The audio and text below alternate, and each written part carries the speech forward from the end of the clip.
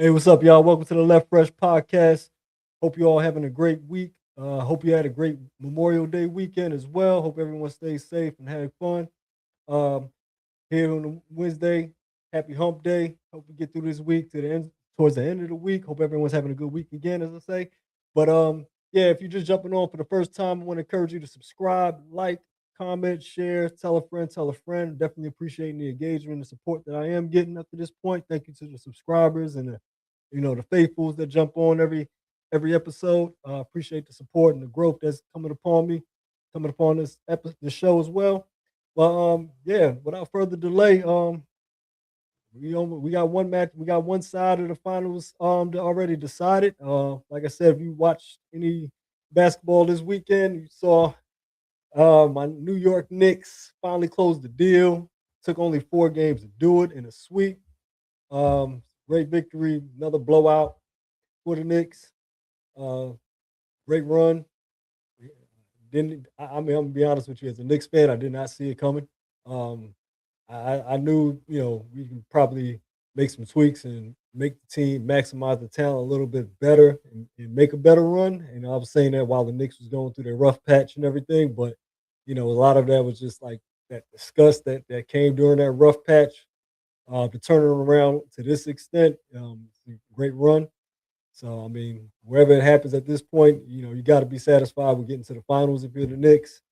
Um, like I said, I'm giving a little time for people to jump on. But like I said, yeah, thank you all for jumping on. Like I said, been a great week. Great, a great Monday on Memorial Day. No work and Knicks advancing. Great Monday to be a Knicks fan. So everybody is jumping on. Like I said, hit the subscribe button, like, comment, share, tell a friend, tell a friend. Yeah, definitely. I get that up there. You know, like I said, I don't think anyone saw when the Knicks was down to the Atlanta Hawks 2-1. Looking down, it was looking grave. All the media pundits was counting them out. Even as the fans, we were like, "Come on, you guys got to get it together."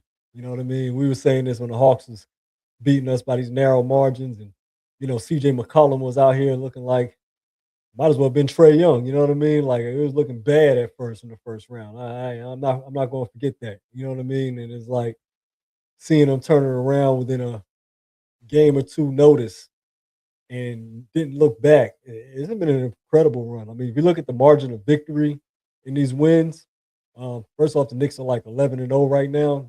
You know, Teams that usually go on runs like this in the postseason typically tend to close the deal, win it all. Um, Not going to put the cart ahead of the horse, but I know the Spurs and the OKC are a formidable opponent and everything like that. But I mean, this is a much better looking Knicks team than the team we've seen. And I mean, the Knicks team we've seen, right? This team we've seen, uh, is looks head and shoulders above the East. This was a team that you know you saw them in a regular season. They were amongst the 4 teams. They were amongst Detroit. They were amongst the Cavaliers. They were amongst the Celtics, and everybody's like, yeah, the Knicks are in there and everything like that. And at that time, it was like it would take something improbable to happen to one of the other teams, an upset or whatever like that. And I mean, certain things did fall in their favor. The Knicks did not have to see the Pistons, did not have to see the Celtics. However, I don't think neither one of them teams wanted to see this Knicks team. I don't think it would have made a difference. I mean, they lost to Philly and they lost to Cleveland. And I don't think it would have made a difference. I mean, the teams that beat them, the Knicks swept. Yeah, child, happy for the Knicks fans. Yeah, it was a long ride. I appreciate the support. You know what I mean? It was a long ride. It was a tough one. I'm not gonna lie. You know, I see a couple of Knicks fans tough on the Knicks all season long. Because I mean, let's be honest for a second. I mean, it was kind of a stagnant season. I mean, like I said, Knicks finished in the 3rd seed. It was pretty good. Beat some bad teams and folded against the good teams. Detroit had the Knicks number in the regular season. It was a scary matchup at one point. You know, the Cavaliers adding James Harden. You know, Cavs looked scary in the regular season. You know what I mean? And then you got the Celtics. They were looking good without Jalen Brown. They got Jason Tatum back. Everybody in the East was looking so scary, and the Knicks were just looking like, same old Jalen Brunson, same old cat. same old Josh Hart, same old OG. Same, got a little more depth to him. Got a new coach, looking like the same results. And Mike Brown made the switch that I hate to say Tom Thibodeau didn't make. He took the ball out of Jalen Brunson's hands so much and left that Jalen Brunson relying offense, kind of Derrick Rose, Derrick Rose esque type of offense where you kind of, had the ball, ISO ball too much with Jalen Brunson. He's a small guard already. And, Becky Hammond got a lot of flack for saying Jalen Brunson couldn't win as a small guard. And a lot of people are willing to clap back at her, but she still kind of stands to a valid point. It just doesn't happen enough to where you can make that a substantial case. Steph Curry, Isaiah Thomas. I mean, you got Allen Iverson. You don't get too many runs with small guards like that. I mean, they got to be one dynamic scorers, but they still need something around them. They're not going to just carry a team by themselves. And you know, throughout this run, Jalen Brunson is actually they've relied on Jalen Brunson a lot less, and he's been that much more dangerous because of it. I mean, the Jalen Brunson in the clutch that we had to see save games for the Knicks throughout the last course of these couple of seasons, that hasn't been needed in this run. We have not needed a Jalen Brunson heroic in this run, other than the 22-point comeback in Game 1 against the Cavaliers. You know, let's ball in Jalen Brunson's hands. Cat. That's kind of what the surprise is with me, is that I did not see Cat being the type of playmaker that he is. Like, I knew Cat had a pretty good all around game. I knew Cat was pretty skilled as a big. I mean, especially with the shooting. And his shortcomings are well noted, but I did not expect Cat to be the passer that he is. And I'm not saying he's joking or anything, but using him in a Joker-esque type of system takes the ball out of Jalen Brunson's hands, gets the ball in the other Knicks players' hands who are proven to be more capable. I mean, proven to be just as capable. I mean, OG and Mikal Bridges, Josh Hart had a big night. I mean, the bench, Landry Shamet, Deuce McBride. I mean, you're starting to see everything come to life for this Knicks team. And it's not like a team where, Jalen Brunson is not a top 5 player in the NBA. I know a lot of things is going to happen with his legacy if he somehow pulls it off and wins a ring. I mean, he's already added to his legacy by taking them to the finals. But you're not going to rank him in the top 5 players discussion, anything like that, despite his heroic efforts. But he has a team around him that, that complements him just perfectly. And, they have enough depth, which is like what I've always been stressing in this era of tax aprons and cap restrictions. You just need a solid team. Jalen Brunson is still maybe a top 10, top 15 player in the league. Cat, not the best big man, but one of the best big men. OG and Mikal Bridges, solid wings, Hart as well, hustle player. They got a solid bench now. These are the type of perfect storm teams that kind of do make those runs in between. Like, back in the old days, you kind of had those dynasties and then you had those one-off seasons where, I'm not saying this team's the '04 Pistons or the 2011 Cavs or anything 2011 Mavericks, anything like that. But I am, saying that, this team can shake things up with the right amount of depth. And I'm not saying the Knicks are actually the favorite or anything. Of course, OKC and the Spurs are going to be, whoever comes out of that series is probably still going to be looked at as the favorite objectively. However, I do think the Knicks have a much better chance against them with the amount of mileage they're putting on each other in this series and how banged up, the OKC Thunder and the Spurs both are. And the Knicks are going to have a lot of rest. Now, I'm not worried too much. I mean, rust, of course, they look rusty in Game 1 against the Cavs. They snapped out of it and everything like that. But, these Spurs and OKC Thunder series right here, whoever comes out of this is going to be pretty beat up. And I think that plays a little bit into the Knicks' hands, just a little bit. I still see them giving us a good series, especially OKC with the experience and the depth factor they have under their belt now. They can definitely make this a series tough for the Knicks, but I just don't find them. I just don't find the finals opponent that comes out of OKC and San Antonio. I just don't see them as insurmountable as I once did. Probably at the start of the round, at the end of this series. But nevertheless, this is still a very entertaining series. Spurs and Thunder. This is box office. definitely liking how the series is playing out right now. And I mean, it's game six, do or die for the Spurs, but it's in San Antonio. Much needed bounce back game is going to be needed for Wimby. Um, Pretty pedestrian night for him with 20 points, just 6 rebounds, 4 for 15 shooting, 0 for 5 from three, just an off night for him. OKC's physicality. He just wasn't mixing it up like he did, in game four. He's not mixing it up like he was. And, I think slight frame could be an issue. Fatigue, young player going on a deep playoff run could be an issue.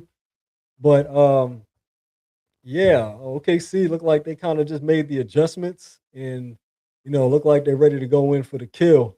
I mean, SGA had a big night finally. I mean, he kind of had a rough shooting series. I mean, everybody's kind of had a rough shooting series against the Spurs because of Wimby and how much defense how much he patrols on defense, even though this particular game right here, game five, Wimby did not look as dominant defensively. He just did not have a great game at all. All the media panels and outlets have been pretty much discussing how bad of a game he's had. They're not sugarcoating it, and I'm not either. I mean, it's a pretty bad night for him. Considering game one, we had 41 points and 24 rebounds. Considering past two series he's went through, um, it was a bad night. It was a bad time to have a bad night. It was not exactly the best game to have a bad night, but he did. He's got one more night in San Antonio to get it together. But yeah, that was particularly on Wimby. You know, Spurs have to, I've kind of discussed this. I've seen Tim Legler discussing this too with Bill Simmons.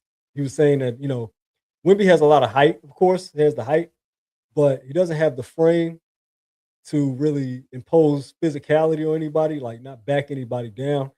And I don't think that's necessarily necessary for him either with that type of height.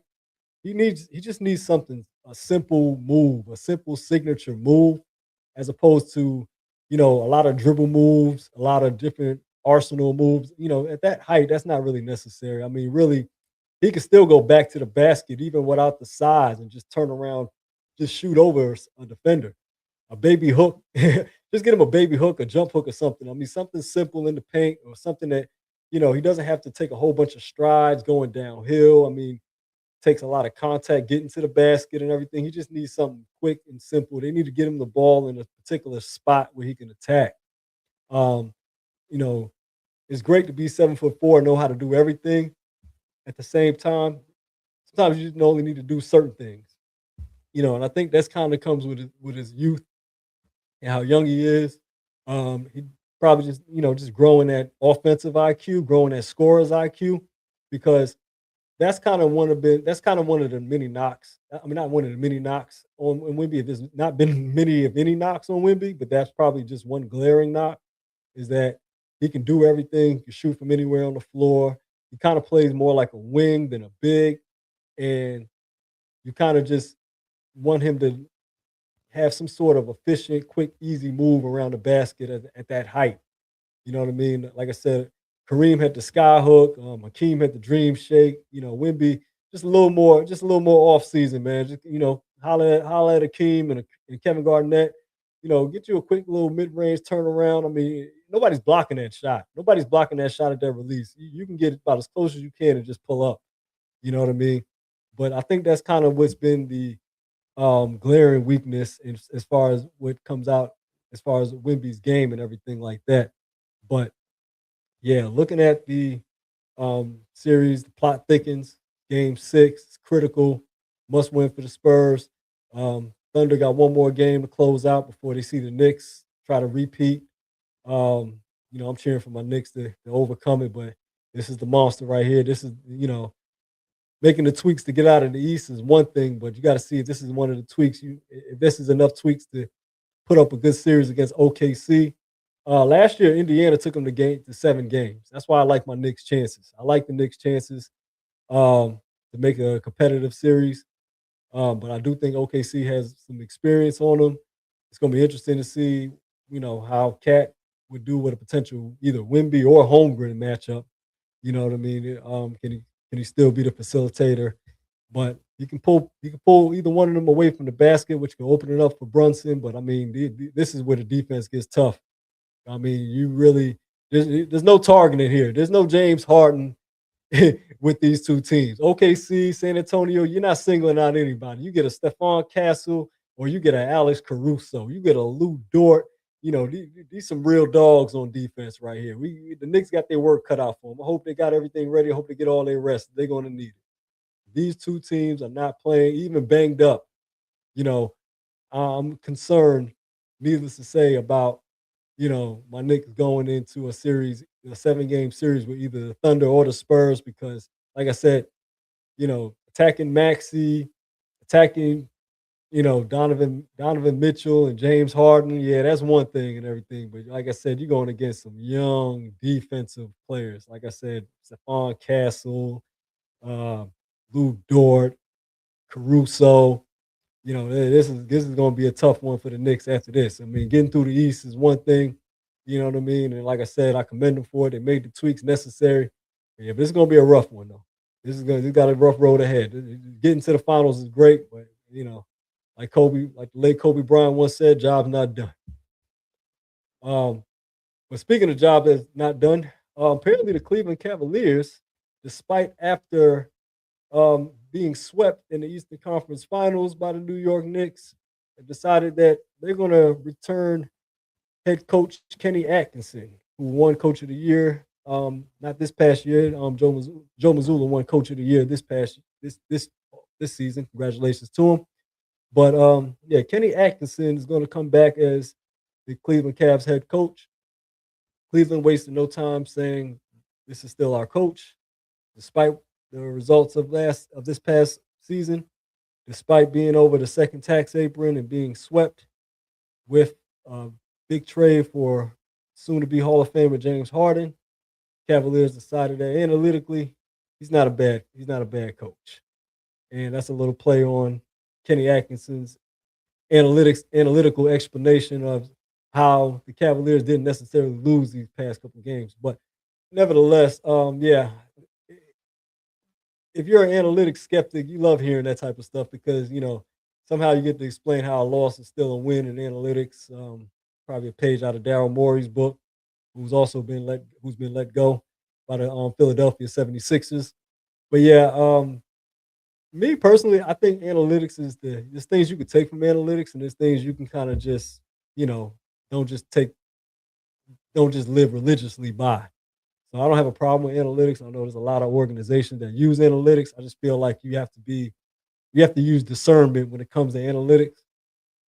And certain things you say while using analytics can lead to people looking at you crazy. And Kenny Atkinson has a lot of people looking at him and James Harden crazy with their sayings. James Harden came out, said despite being swept, he still felt like the Cavaliers were the better team than the Knicks. So so many people disagree with that as well. Yeah, losing the 7-game series without winning a game usually tells you otherwise, that you're not the better team. Um, Maybe the regular season could have probably had them fooled. But yeah, losing in a 7-game series, and let alone being swept, usually says you're not the better team. It's not a 1-game thing. It's not a 1-game series to say, hey, yeah, they were just a better team that day. No, you lost many couple days, 4 days straight, including with the 22 lead that you blew. There's no way you could be the better team. Not this year. Maybe on paper, but as it played out, no. And honestly, sad to say, James Harden at the pretty legendary Hall of Fame, first ballot Hall of Fame career, that defensively, you're probably the reason they weren't the better team. And then, not for nothing, listen, I like Donovan Mitchell, but at the same time, at some point his defensive deficiencies have to be pointed out as well. We kind of, we as sports fans, as basketball fans, we praise him for having one of the highest playoff point per game averages, some of the best scoring nights. A lot of times he's went out blazing with some great scoring performances, but he's also come up short in a lot of his performances. He is a player. This is his first conference finals. He had James Harden as a teammate. Both of them got sent home together. I felt like there was a lot of discussion about who's on trial between them. I'm like, there's no picking between them. They're both on trial. They're on the same team now. Okay, these are two players who been in the postseason many times. Donovan Mitchell's been in the postseason since he's been in the league. James Harden's been in the postseason since he's been in the league, and there's always been a kind of a explanation for their shortcomings, especially James Harden. I think is kind of everybody's patience is worn thin as far as James Harden in the playoffs. But when it comes to Donovan Mitchell, everybody's kind of giving him a lot of grace because he's had great playoff performances, and he's been on teams that many felt like wasn't supposed to be there in the first place. But I think the real reality that everybody wants to kind of ignore is that Donovan Mitchell has always kind of ran into to somebody better than him. No disrespect to him. Like I said with Jalen Brunson, he's kind of in that top 10, top 15. Whereas, you get deeper in the playoffs and you run into that top 5 player, that top 10 player, maybe 2 top 10 players on the same team, and then it gets overwhelming at that point. And that's kind of been the case with Donovan Mitchell, and we've kind of given him a pass. However, now that you have, James Harden with Evan Mobley, and you still got Jared Allen, the Cleveland Cavaliers are over that second tax apron, meaning that there's really not too many moves they can make to get better, you know. And while we're at it, James Harden has a $42 million player option, meaning that that's his choice. And unless he gets a better offer from another team, which at 36 years old, good luck, he may be tapping right back in with Cleveland for that player option, which makes it that much harder for any chances of getting LeBron. I mean, I felt like that was no chance that was going to happen anyway. Me personally, I just felt like, LeBron going back to Cleveland is just a storyline that a lot of sports fans put in their own minds and romanticize, but not in reality. And the idea of James Harden coming back to Cleveland for 42 million a year, you still got Evan Mobley, you still got Donovan Mitchell. The chances of LeBron getting there not happening. Especially he's already said he's not taking a pay cut. Definitely not taking a pay cut to go to Cleveland. And that leaves Cleveland with what other choice? Well, what other move can they make? What can you do? I mean, you definitely got to get under that second tax apron. I seen talks about trading for Giannis. I don't see that happening while they're over the second tax apron. I mean, it's almost luxury tax and penalties at this point. Um, I know they probably think, hey, we just trade Evan Mobley. No, I mean, a lateral move is still going to put them over the tax apron. So I don't think, Giannis going to Cleveland, especially when Giannis is already, there's already allusions to playing in a bigger market than Milwaukee. I know Cleveland is a slightly bigger market than Milwaukee, but, I just don't know if that's really going to be the case as well.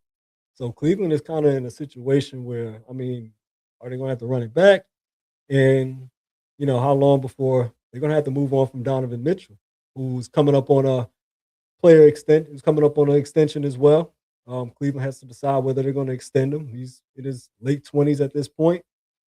James Harden's already, I'm not saying he's good as coming back, but I mean, I don't see a team offering better than that player option that he has if he comes back to Cleveland. This is the move that Cleveland did when they traded for James Harden. This is something that came with it. He traded Darius Garland, got out of that business. He brought in James Harden, and his contract, pretty much expires down to this player option here. And I say he could very well come back for $42 million.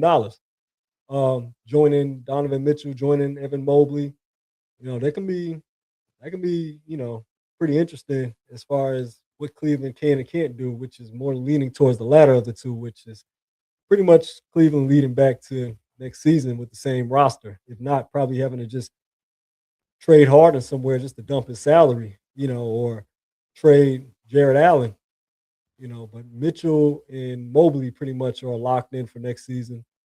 And whatever the Cavs can do from there, it'd be interesting to find out. But yeah, last 3 teams remaining: Thunder, Spurs, the Knicks. Like I said, the Knicks are waiting, getting good rest, waiting on the Spurs and Thunder to finish up their climactic series. Um, we also got before I do that, if you're just jumping on, I want to encourage you to subscribe, like, share, comment, tell a friend to tell a friend. Like I said, it's the Left Fresh podcast. Here Wednesday nights, 9 p.m. YouTube live. You can find me on Instagram at This Is Left Fresh. You can find me on TikTok at This Is Left Fresh. Um, Saturday nights do the hip hop episode. Saturday Night Live Hip Hop, 10 p.m. You can find me on that. You can find me on the same platform, same channel. You know, at that time, just a little bit hour later on the Saturdays and everything like that. Catch you in a good mood for some talk, discuss some hip hop. But yeah, Wednesday night sports thing. Like I said, got a playoffs starting to wind down. Got more content coming for the off season as well. Got a lot of these, discussions that need to be had. Top five point guards, top five at their positions. Ever. Or just the discussion of analytics and how well is it fit into basketball. As we were just talking about Kenny Atkinson and everything like that. I think the discussion of analytics and how important it is in basketball needs to be discussed. But like I said, I'm saving that towards the off season a little bit, where you know headlines kind of die down, at least until free agency and the draft and all that good stuff. Around those headlines, I have some good innovative discussions or just revisiting some discussions. I tend to do that in the dry lull. So preparing for that in advance. Like I said, appreciate all the support and everything. Let's get back to it. Um, NBA, all NBA first, second, and third teams were announced. We had some pretty obvious picks. Two of them still in the playoffs right now, fighting it out. We got Cade Cunningham. Despite the lung collapse early in the late in the season, he put together a great season, leading the Pistons to a first seed. Um, All NBA first team, no doubt about it. He was definitely an MVP, looked at as MVP candidate, MVP caliber players. All of these guys are MVP caliber players. SGA, Jokic, Wimby, of course. You know, SGA keeping the international MVP tradition going in this decade. Luka Doncic, 4 out of the 5 international players. Luka Doncic, 6 all NBA first team selection. He's surpassed a lot of legendary players in those selections. That's right, 6 first all NBA first selections. Um, it doesn't have an MVP though. Yeah, I think that's one of the most without having an MVP that Luka Doncic has won now 6. I don't think anybody else has more than 6 All NBA first teams without winning the MVP. So that's pretty crazy that he hasn't come home with it yet. But yeah, we've had Giannis, we had Jokic, we had now SGA. We had a lot of stiff competition for MVP. We had Embiid, in that period before the injuries came.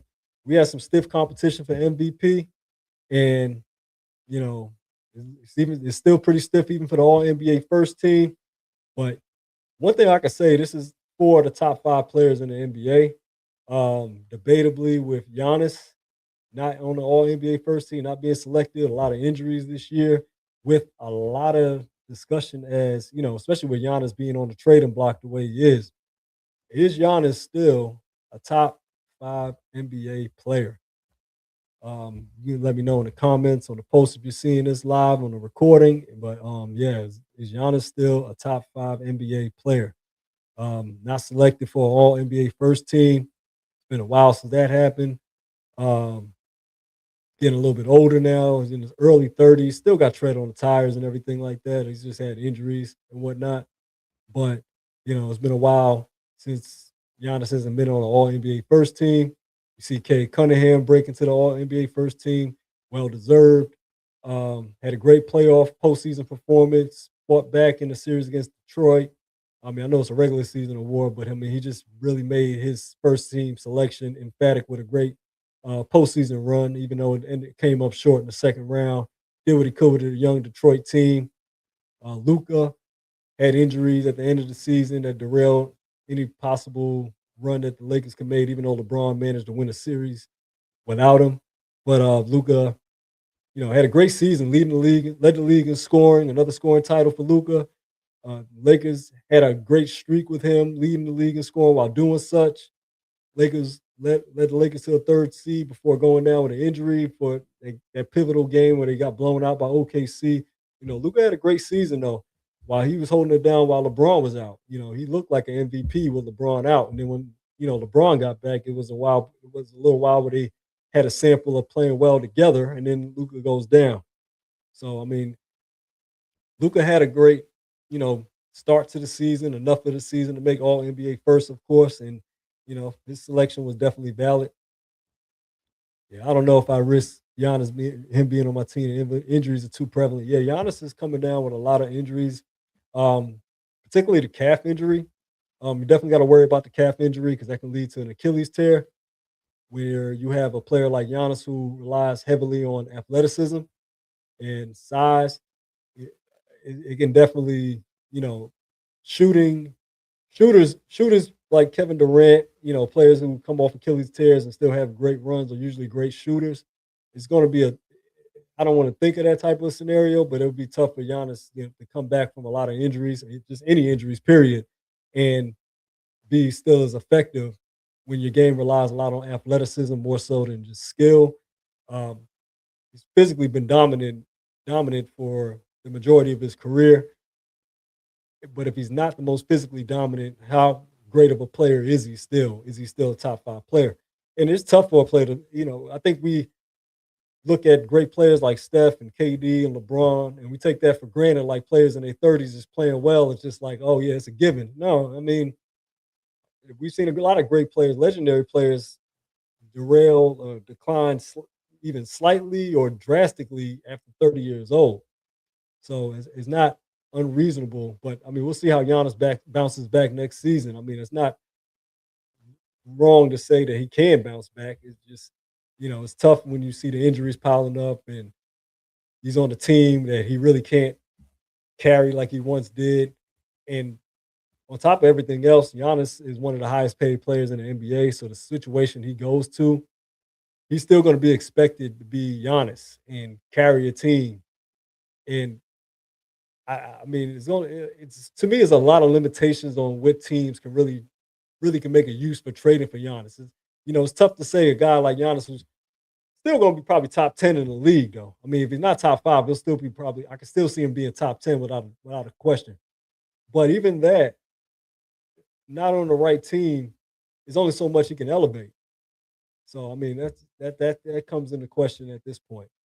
I'm gonna move on to the second team that was announced, and this team right here was a very solid team. Well, let me go back to the first team because I think these three, SGA, of course, MVP, Jokic, still. Joker led the league in rebounds and assists, which is crazy. He's at another point where is he going to win another MVP? Because yeah, you're leading the league in rebounds, you're leading the league in assists, and those are usually metrics. And advanced metrics still have you on top of the league by a wide margin. So it's like those are usually the metrics that won him the award. And it's not selling the voters anymore. All of a sudden, it's not selling the voters anymore. And a lot of people attribute it to voters fatigue, but I just think that the voters are not compelled by great numbers on teams that are not don't even have home court advantage in the playoffs. I mean, or barely have home court advantage in the playoffs. Joker won one when his team when the Nuggets were a six seed, and that's understandable because he was carrying a even more depleted team than he usually carries. But I think at this point, when you look at SGA, and he's the best player on a team that's winning 60, almost 65 games, and then also he's leading. He's on one of the league leaders in scoring. His metrics are also up. His win shares, his advanced metrics were looking good in his favor as well. So, the argument of Jokic and his numbers that he's putting up is getting kind of derailed by SGA, who was putting up his own numbers on top of his team having better success than Jokic. Mind you, SGA was playing most of the season without Jalen Williams, his second best player, and the Thunder was still the second best team. So, and then of course you got Wemby, Defensive Player of the Year. Um, Despite a bad night last night, I probably still have him as the best player in the league coming into next season as well. Going into next season, I just see him only getting better, and he's still very young. While the previous MVPs are now getting older, Giannis is getting older, Jokic is getting older. SGA is still at the top of his game, at the very, very peak of his game, but his best years are closer to behind him than ahead of him, especially as a guard. So, I mean, luckily for him, he doesn't rely much on athleticism. He's just more footwork and skill. But, you know, it's only a matter of time when you got Wimby creeping up behind you, only getting better. So, I mean, this is probably the last season of a couple of the older veterans winning all NBA first teams. And, this changing of the guard I've talked about, offline for many years at this point. Almost it feels like 3 4 years. I've talked about a changing of the guard, and we're now seeing it. We're now seeing it live and direct because if you look at the All NBA second team, you see one remnant of the old guard, Kevin Durant. Old man KD, still All NBA second team, had an impressive regular season. Uh, Elevated the Houston Rockets to an extent. They were not as good at they did not have as good a record as they did last year, but KD still had great individual numbers at his age. Like I said, you still see an older player, you still see an OG, you see Kawhi Leonard up there. You still see younger players, you still see the older players from the previous era on all NBA teams, but it's getting thinner and thinner. You see a lot of the younger players still coming up. You got Donovan Mitchell, Jalen Brunson, Jalen Brown. These players are kind of right at the very peaks of their career, the late 20s. Um, Jalen Brown, a lot of people felt that he should have been an MVP candidate for his efforts leading Boston to the second seed without Jason Tatum. Uh, but it's tough to kind of get that sell over OKC and the Spurs. But yeah, Jalen Brown did have an excellent season individually. A lot of people got mad at him, gave him a lot of flack for saying about, this was his favorite season, even over the one he won a ring in. But I kind of understand his point because regardless of how his season landed, he kind of he was the man on his own team, which kind of leaks a little bit to lead people to assume that hey, he's ready to have his own team or ready to move on to the next phase of his career. He's getting a little bit older now. He's been kind of on with the same core for most of his whole career.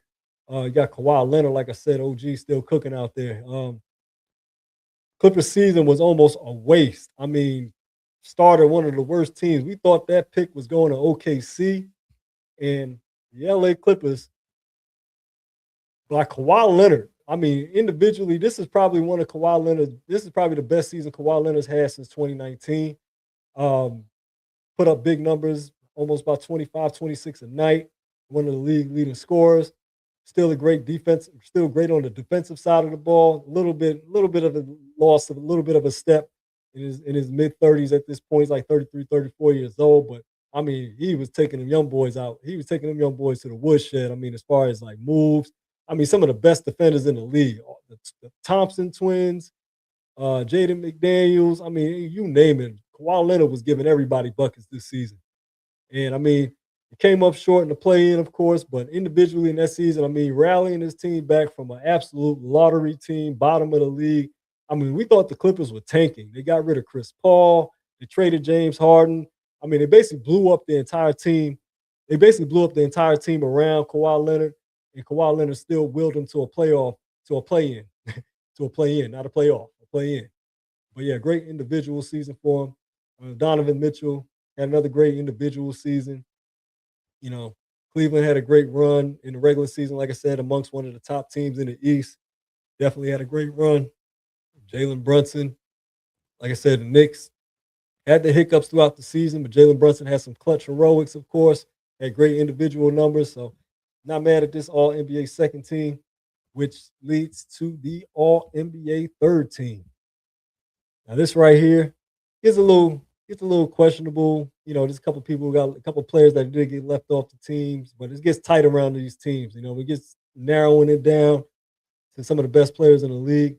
Never gets too easy. But yeah, you got Tyrese Maxey, who had a great individual season for the Sixers alongside BJ Edgecombe, playing without Joel Embiid and Paul George in and out of the lineup for most of the season. You got Jamal Murray, who had a pretty good season. He had a really good season playing with Jokic. Jokic wasn't. You can't really say, and this is to me kind of what cost Jokic the MVP.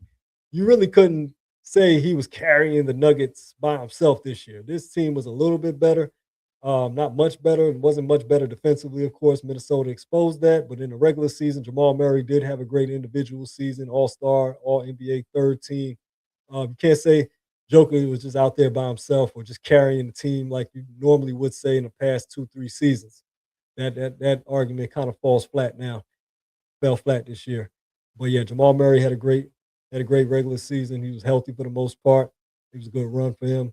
Kind of came up short, surprisingly, to the Timberwolves, but regular season wise, good run. Jalen Johnson. I was most impressed with his selection, breakout year.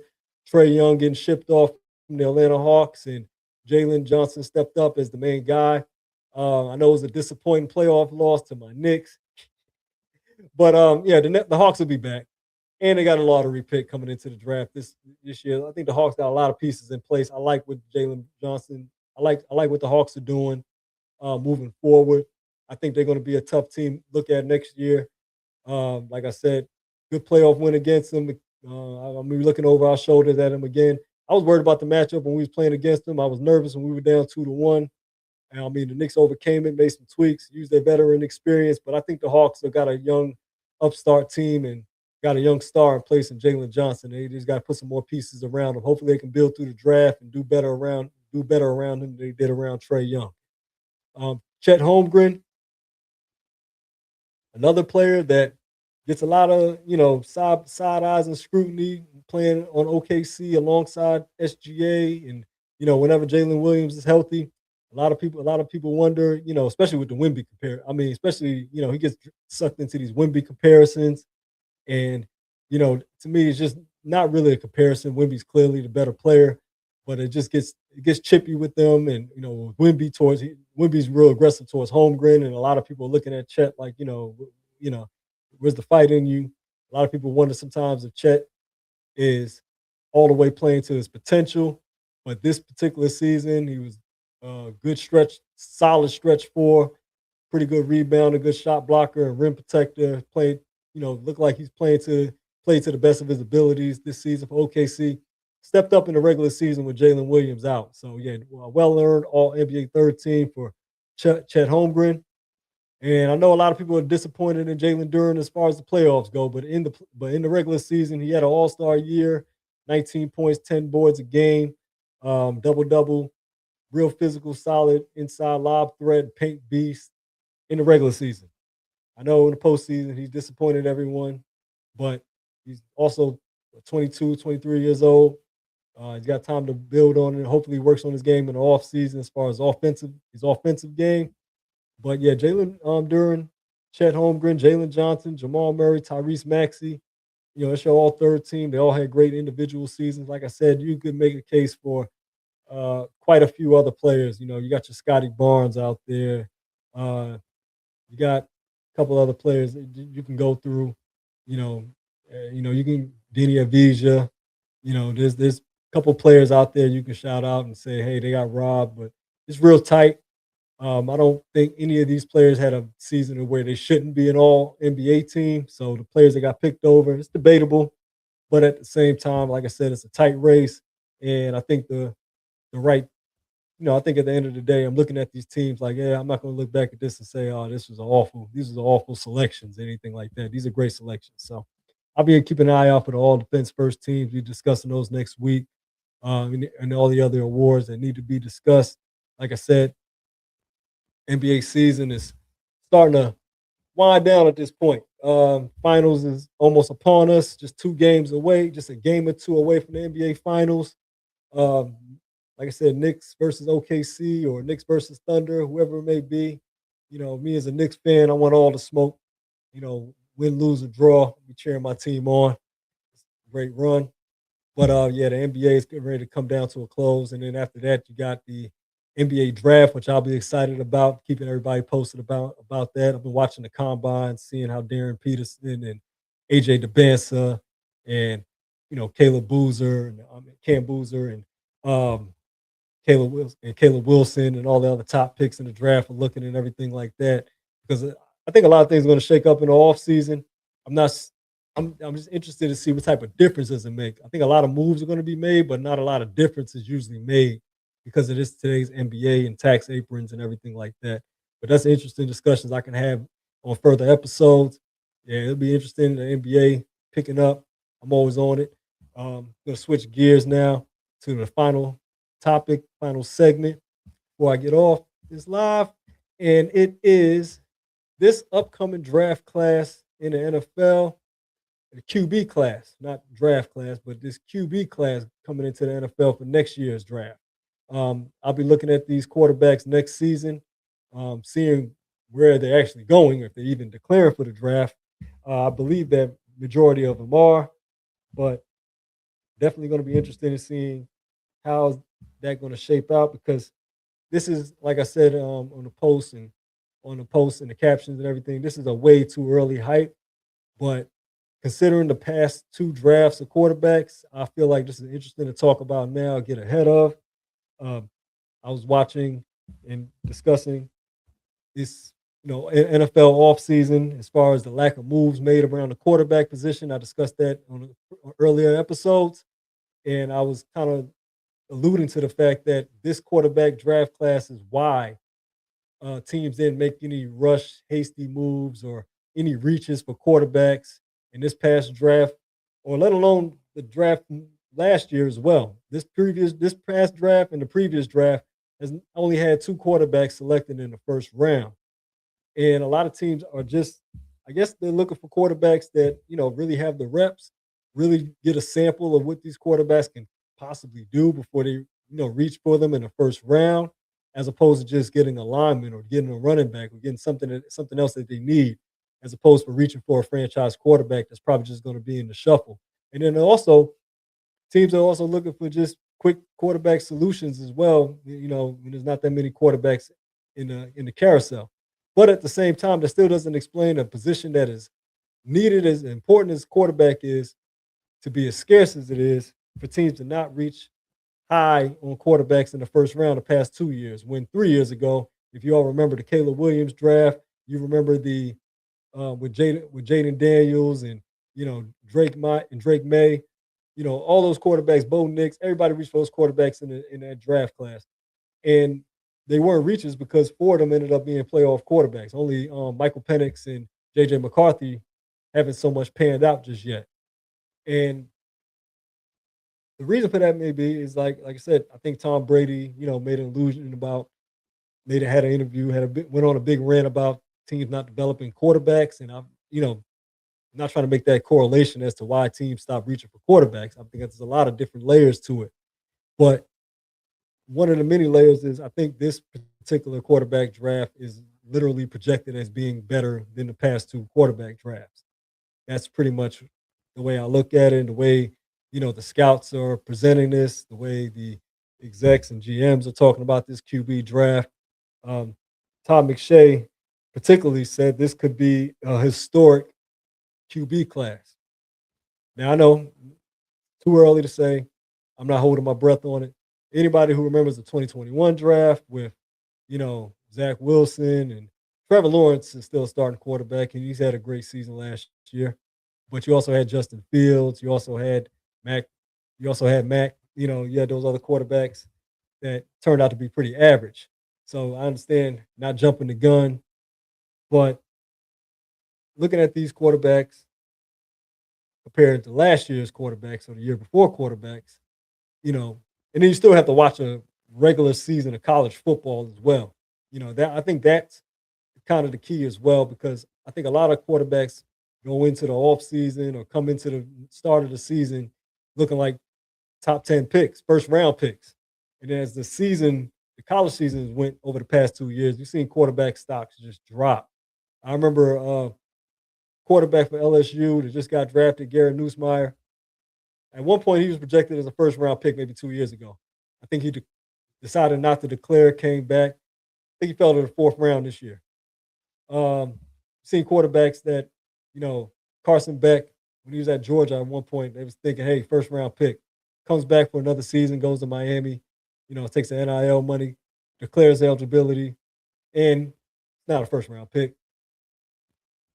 At the end of the day, like first round picks over the past 2 years being used on a quarterback are looked at as for the desperate teams or the teams that just have another luxury and just want to stash a quarterback. Like the Rams this past draft just drafted Ty Simpson and just basically just to stash him behind Matt Stafford. That's kind of what the quarterback draft has been for the past 2 years. Either a quarterback you can stash or just, taking a swing at a quarterback that you really believed in. Teams are just really, really cautious in picking quarterbacks in the past 2 years. However, this draft projects by Todd McShay that they could be possibly eight. Now, I think eight is a little much. Okay, like I said, the draft class with Caleb Williams and Jaden Daniels and Drake May. Only six went in the first round, and that was a lot. I think 8 is a lot for this quarterback group. I can see 4. I can see a team. I can see about 4 teams reaching. I think anything more than 4 would be surprising at the end of the day. Like I said, I'm just kind of just moving the dust from all the hype. But yeah, looking at the quarterbacks, here they are. You got, of course, this is looked at as the potential Arch Manning draft. A lot of polarizing opinions about Arch Manning. I think in the back of most sports fans' minds, this is the kind of the tank for Arch Manning draft. Or some people are saying, hey, if he wasn't a Manning, he wouldn't even be a first rounder. But like I said, this is another season for Arch Manning to prove himself. So it'll be interesting. We got Oregon quarterback Dante Moore. He decided not to declare himself eligible for the draft this year. He's came back for another season at Oregon. How this season turns out, I don't think it's going to affect his draft stock too much. I think he's going to have another great season anyway. It would take a pretty catastrophic season for his draft stock to drop much. I think he was still projected as. I don't think Arch Manning's a number 1 pick. Honestly, I think they're just a headline name. But I think Dante Moore can actually be the number 1 pick next year. Like I said, the Jets were looking at him. I think they went back. A lot of people teased that he went back to school because he didn't want to get drafted by the Jets. But yeah, I think if he comes out this year and he has the season I expect him to have, he can very well be the number 1 pick. Ohio State quarterback Julian Sayin. A lot of speculation because how loaded Ohio State is never really a good judge to see if he's a great quarterback. And I know the reputation with Ohio State quarterbacks is not exactly a good one. And CJ Stroud almost put that to rest his rookie season. If we can get CJ Stroud back to that rookie season, we can feel a lot better about Ohio State quarterbacks. But I think there's going to be a lot of skepticism about Julian saying it's going to take a great individual season individually from him. Otherwise, I think of him as a kind of maybe a low first round pick. I'm thinking when they say first rounders, they didn't say how high first rounder. I don't know if a lot of these quarterbacks are top 5 quarterbacks or top 10, top 15, maybe in the low first rounder. That can be realistic if you're going to reach for a number like 8. And even then, like I said, 6 was crazy when it happened, 3 years ago. 3 years ago. I'm not seeing that with this particular group. Maybe, possibly. Like I said, 4 is my guess. But yeah, another quarterback I do like as well, though. South Carolina quarterback Lenore Sellers. He went back for another season.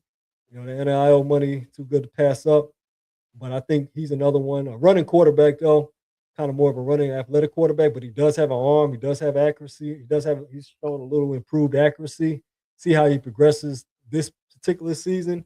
But yeah, Dante Moore, Lenore Sellers. I would say Trinidad Chambliss. He's a little bit older, but then again, there's quarterbacks that he got a lot of reps, and I'm pretty sure QB. I mean, they're sure a lot of teams will still throw him in there if they need to. I mean, with the scarcity of quarterbacks right now, I mean, Trinidad Chambliss can definitely well be a possibility. Like I said, he's had some pretty good runs he had a pretty good run with Ole Miss. See how he comes back next year. He'll be something to watch. USC quarterback Jaden Maava. This one here is another one that you got to wait and see. Like I said, I see a little bit of prospect of him in the pocket, but kind of reminds me a little bit of Tua. And, he's not exactly the biggest quarterback. He's not that small either, but I mean, his athleticism, that remains to be seen. I mean, if he can kind of get rid of the ball quickly, it'd be kind of interesting to watch. Quarterbacks that are not pictured, though, Oklahoma State quarterback Drew Mestemaker. He's a quarterback that kind of came from under the radar. He's got some pretty good skills. Oklahoma State, not exactly a prominent team, but he's got some individual quarterback skills you can kind of monitor throughout the course of next season as well. Notre Dame quarterback CJ Carr, another one. Pretty sure Notre Dame's coming back, trying to get some of that, trying to get a good schedule to get some showcase and everything for their quarterback. It'd be interesting to see what he does. See if he can get see how he does against any real competition at Notre Dame. But Yeah, it's interesting to see some of these quarterbacks. I mean, I see some of the ability, I see some of the arm ability of some of these quarterbacks, some arm talent here, but I think a lot more. I think some reps for next season is really going to tell the tale and see how high their stock really goes up. Like I said, Dante Moore, Lenore Sellers are two that I know scouts are pretty high on. Julian Sand has potential, but it's going to be hard to see how much potential is going to we're going to see we're going to see out of him. Ohio State, with a team as loaded as theirs usually is. Jordan Maava, you know, see how good of a passer he can be as a pocket passer, move around a little bit. See how he can raise his stock. Like I said, Trinidad Chambliss, I think he was kind of a mid rounder. I want to see if he can actually raise his stock to maybe a first rounder as well. And of course, Arch Manning, um, whether many want him to or not, he's kind of the headliner of this draft with his last name, particularly being Manning. See the progression, see how his progression works out over the course of the next season. One thing about Arch Manning is that he's kind of a better runner than he is a pocket passer. You know what I mean? And it's kind of odd coming from a Manning, but see how he refines his mechanics as well.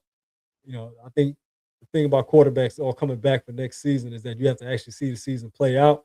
So it's kind of early to talk about it, but just kind of putting these names out there to see, before the start of the season, if they can keep that, see how their preseason rankings hold up, their preseason prospectus, and just kind of get to talk about the offseason and kind of explain why a lot of QBs, why a lot of NFL teams didn't really make any real swings at quarterback or didn't give any long-term deals.